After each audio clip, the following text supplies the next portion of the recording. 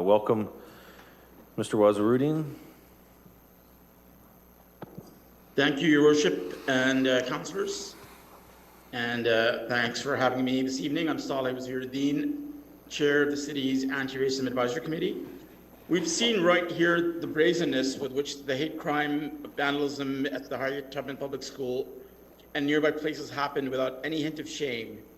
You councillors and other elected officials in Niagara have experienced this brazenness directly, no fear of getting caught. We've seen the open brazenness with the recorded video of Deputy PM Christopher Freeland being harassed. They get this daring from the normalization of hate, from making a mockery and the butt of jokes of racialized people, women, and to us LGBTQIA plus people. You don't just have to take my word for it though.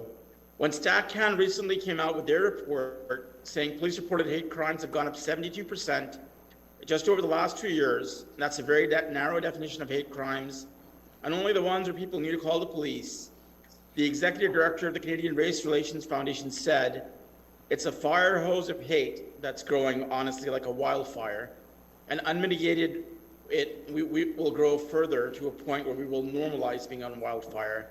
And that is because we have left this environment unchecked. So there's no surprise about what's coming to town. Jeff Dunham's agent has already publicized that characters already condemned by industry associations and civil rights groups like the Gay and Lesbian Alliance Against Defamation as racist will be in the act, like Ahmed the Dead Terrorist or Jose Jalapeno. But again, don't just take my word for it. Jeff Dunham himself said he doesn't want to be that offensive, but he feels he has to be because that's what got him to where he is. That's what he's made his living off of. But even more famous comedians like Jay Leno have apologized for a long history of racist jokes and said if comedians won't change, they shouldn't be telling jokes.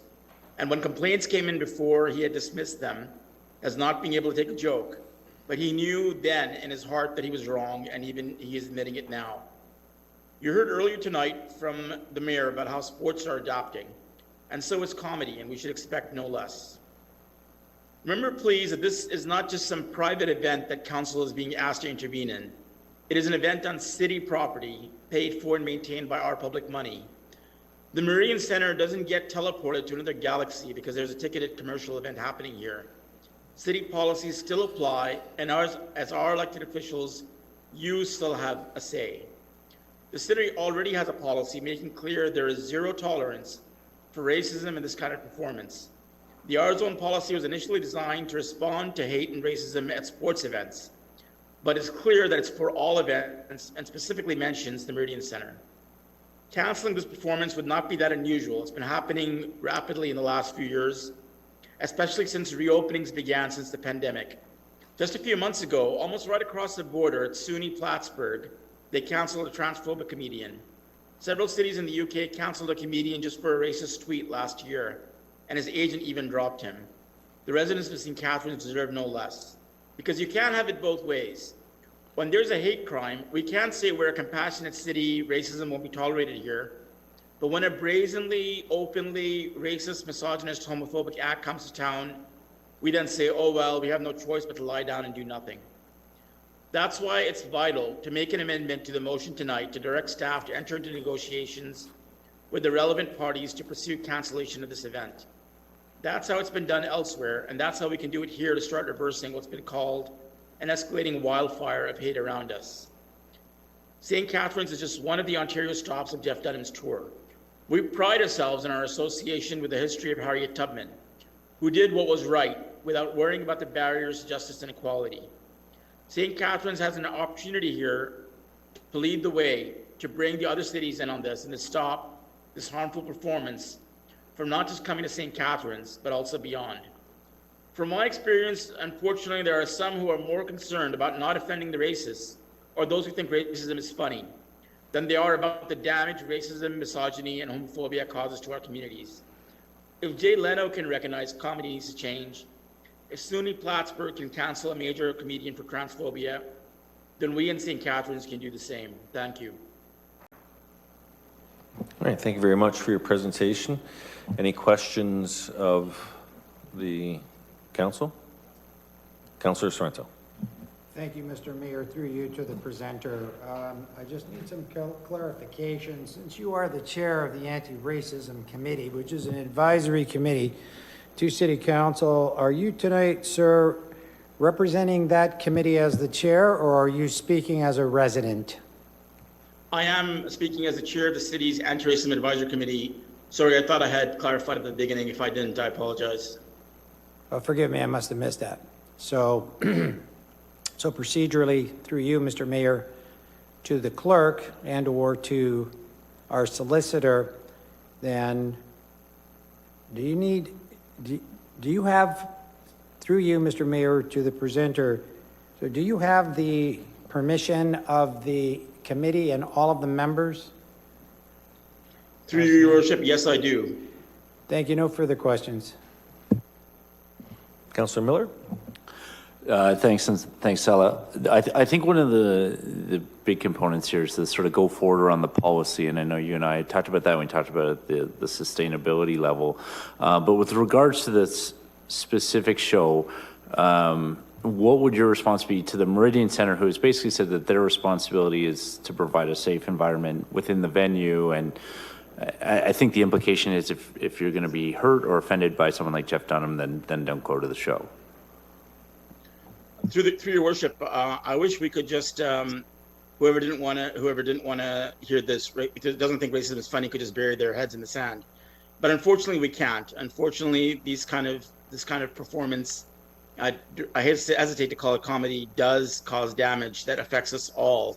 It does create an environment that, as I read earlier from the executive director of the Canadian Race Relations Foundation, does normalize mockery and making the butt of jokes of racialized people, women, and LGBTQ2SI plus people.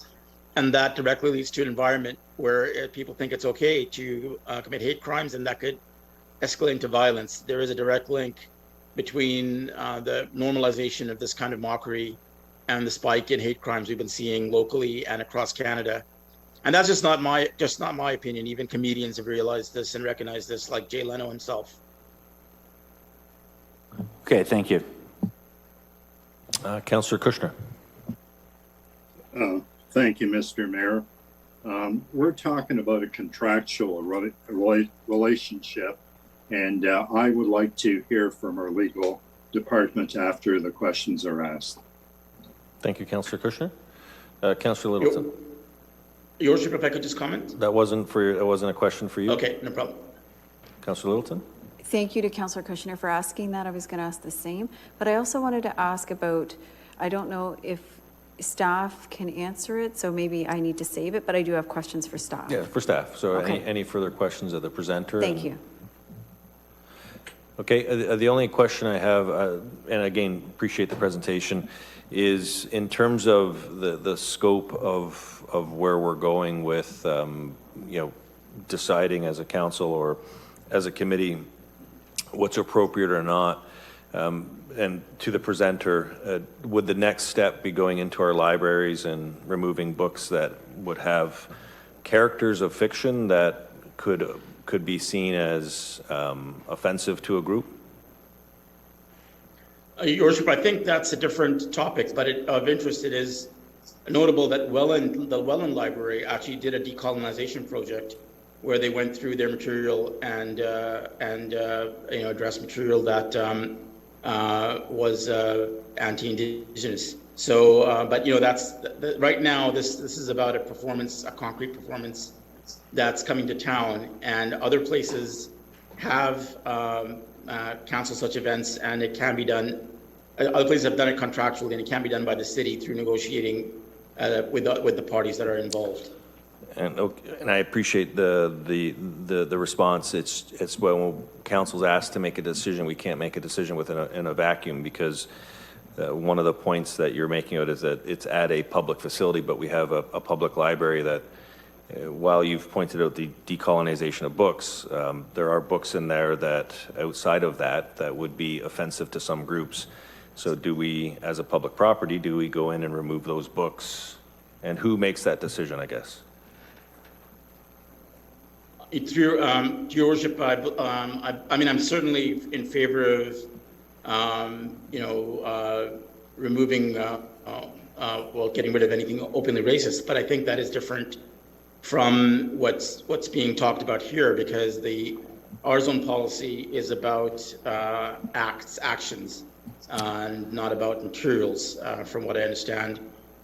So if somebody was in the public library and they were making a racist speech, then I think that would fall under the our zone policy. But I don't think the our zone policy goes to literature. And so, just as a further question, and I appreciate the comment to the presenter, as a further question, though, we're talking about the artistic creation of characters, and there are books that are centered around characters. So, Satanic Verses by Solomon Rushdie is someone that has been targeted because he created a fictional character. So, there's groups that would have liked that book to remove. Do we remove that book from our library? Your Worship, I can't speculate on a hypothetical. I don't know that. Not a that hypothetical. Book is sorry, go ahead. It's not a hypothetical. That is offensive to certain groups. Do we remove that book? I don't know if that book is in the library, but I don't think that's the same as a comedy act, or act that's being billed as a comedy act. So just demonstrating how difficult it is to put a defined line on the creation of characters, and how do we as council address that? So I'm not debating with you. I'm just showing you how it impacts the potential overarching policy of what we look at within the entire corporation. So I do appreciate the dialogue. Councillor Phillips, you got your hand up? Thank you, Mr. Mayor. Director Christie. But these aren't questions of the staff yet, Councillor? Just to the presenter? Yes, I asked of staff. No, this isn't for staff. This is for the presenter. Do you have a question to the presenter? Yeah. My understanding right now is that this event is virtually sold out. We've had emails today from people supporting the fact that the event goes on. Are you not concerned that if it was canceled, there's going to be a lot of people who are very upset with, and your anti-racism committee has done some really good work, without a doubt, for the social sustainability committee. I'm not denying that, but my point is if this gets canceled, there's going to be, I don't know, 4,000 or 5,000 people, however many seats have been sold, who are going to be very upset because the anti-racism committee has brought this forward, and it's going to cast a negative effect on the good work that you've done so far. Is that not a concern at all? Through your worship, I think that this is exactly a point of that there's people who don't want to offend or upset the thousands of people who do want to watch a racist performance. But I think the damage caused by the racist performance is greater, and that we shouldn't. Unfortunately, there's a long history of not wanting to upset people who either are racist or who think it's funny. Think racism is funny. But I think that the damage that's caused by this kind of performance is much greater, and that's what we should be focusing on, and not on the people who bought the tickets. Thank you.